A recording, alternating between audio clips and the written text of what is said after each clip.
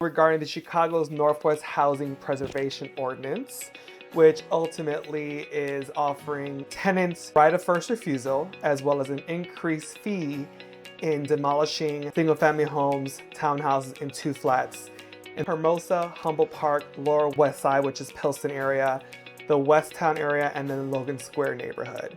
The right of first refusal for the tenants that ultimately states that if a property owner that is renting out these units is going to be selling their properties, they have to give 60-day notice for 5 units or more and 30-day notice for 4-unit buildings and less. I support deterring people from tearing down our Chicago historic properties. I want to retain our Chicago history, preserving our neighborhoods and avoiding gentrification. I also have the mindset of our property owners and our investors. So how is there a middle ground in finding the balance in this? If my property owners own a 2-flat in these neighborhoods and they want to sell, now they need to serve that notice to these tenants and also possibly the Department of Housing in the city of Chicago.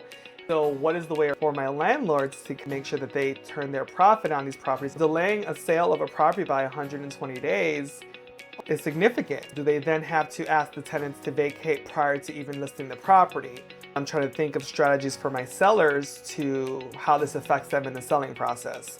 As much as I want to advocate for the tenant side of the situation, I also want to advocate for the selling side of this situation because, I represent both sides. I want to honor our communities and support fair housing.